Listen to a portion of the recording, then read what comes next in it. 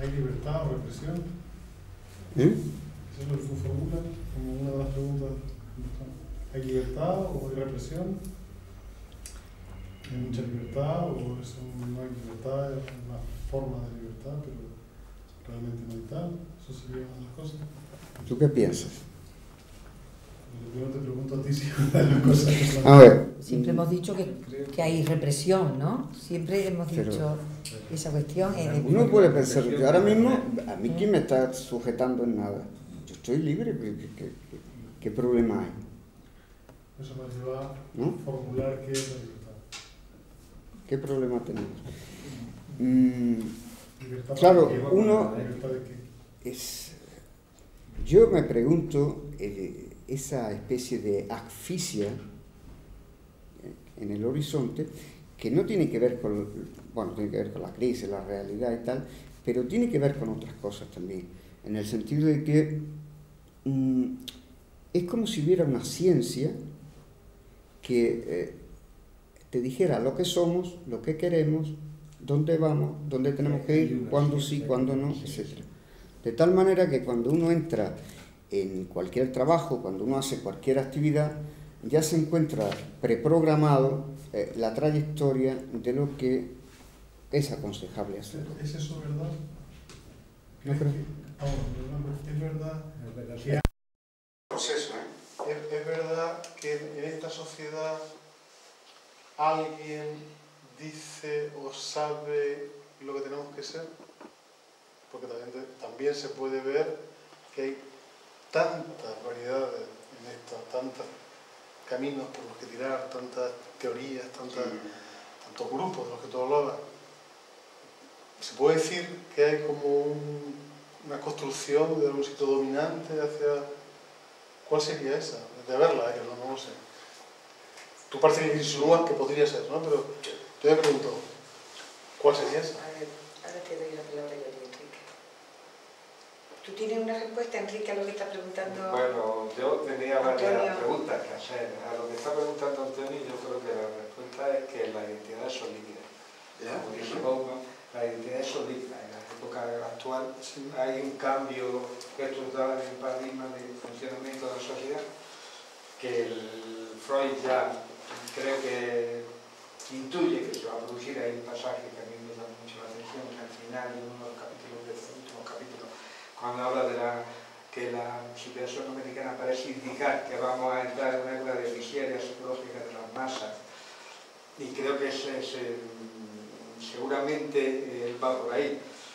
Lo que está pasando es una pérdida de las identidades fijas, lo que llama Bauman identidades líquidas, que es el amor líquido, todo es temporal y todo es sometido a una lógica que algunos autores han identificado con el consumo, la búsqueda de experiencia, la búsqueda de cosas nuevas y la búsqueda de...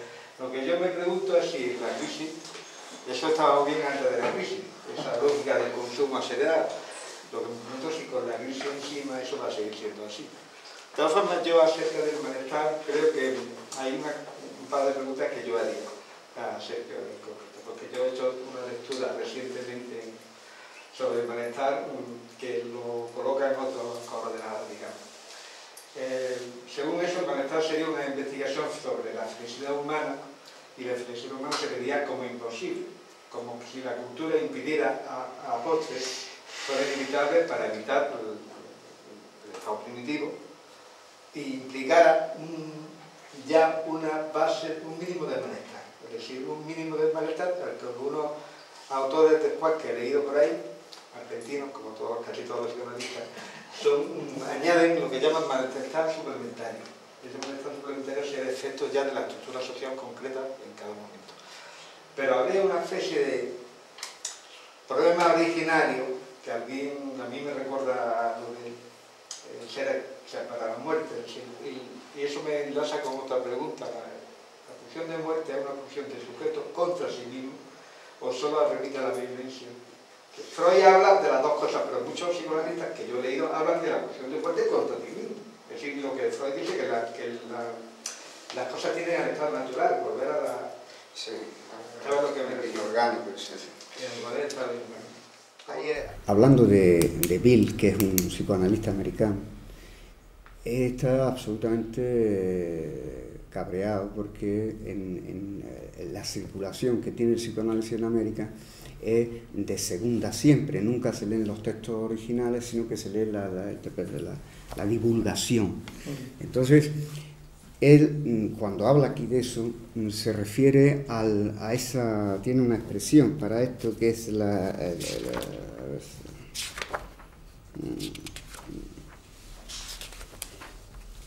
cuando las sociedades están descabezadas, digamos, ¿no? Miseria psicológica de masas. Entonces, ahí lo que está planteando es lo siguiente, dice, claro, cuando hay una infantilización de la sociedad y la gente está mirando nada más al otro a ver lo que tiene que hacer, es decir, porque si yo sé lo que tengo que hacer, no quiere decir que haya un saber, cuidado, sino que uno pretende algo en la vida. Pero si yo estoy mirando continuamente al otro a ver la cara que pone para yo hacer una cosa u otra, ¿no? En este sentido los líderes no funcionan. ¿Por qué? Han hecho dejación de liderazgo, dice él. En Norteamérica no tiene una fluctuación, es esa liquidez de la que hablaba, una fluctuación digamos, de una desregulación del liderazgo, que ahora está tan de moda. Bueno, él lo ve como una cosa, un horror. Un horror porque él lo ve desde una mentalidad, y este es el Freud, digamos, histórico, ¿no?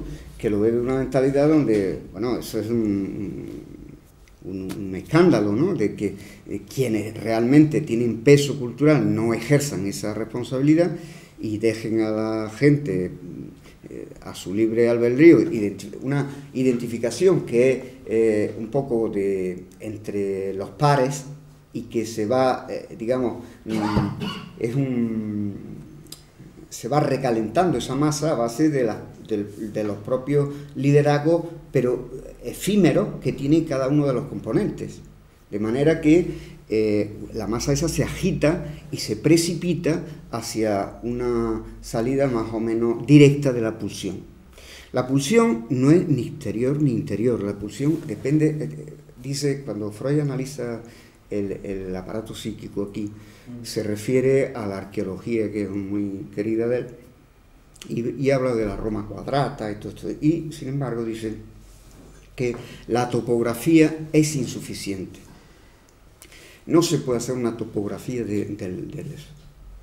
Entonces, es más bien una topología de la pulsión.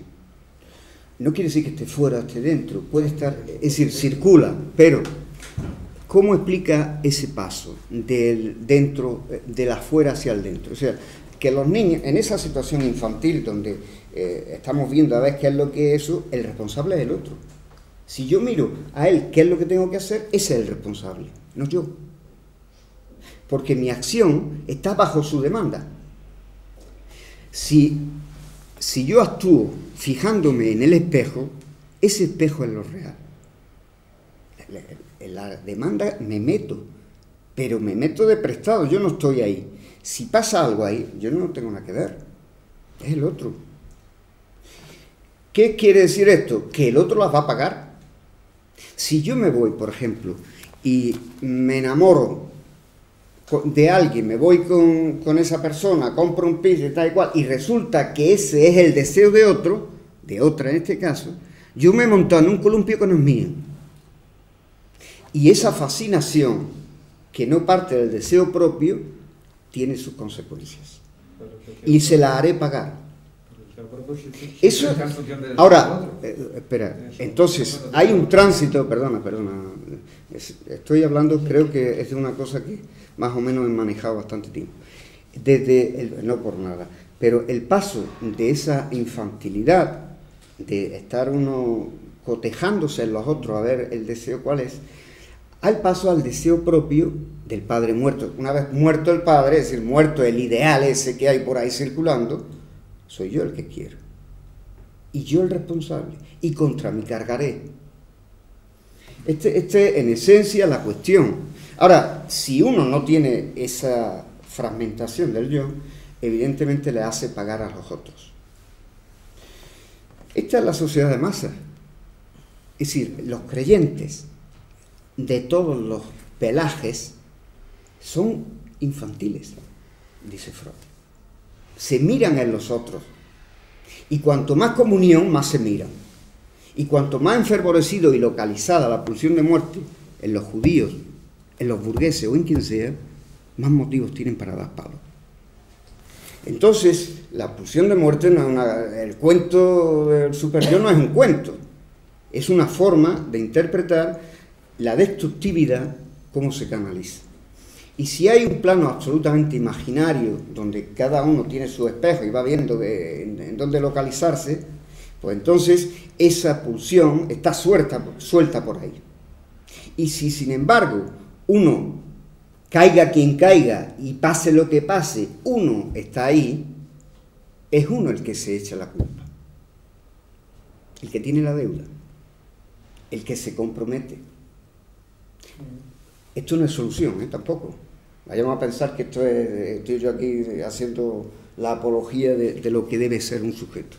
Porque Freud se da cuenta también de eso que tú has dicho. Él llama aquí represión orgánica. El paso del animal al bípedo. El olvido de la animalidad y la entrada en el lenguaje. Y eso ya no tiene cura. Vivir en el lenguaje es vivir en la ficción. Vivir fuera del acto es vivir en la ficción. Y uno se puede montar el delirio, amar el delirio como a sí mismo. Y entonces uno va a defender ese delirio como a sí mismo. El hecho de que la libido esté generando ficciones, tanto en el objeto, como él dice, como en el yo, significa que ese amor propio es tan ficticio como el amor a los otros. Es una ficción con la que vivimos.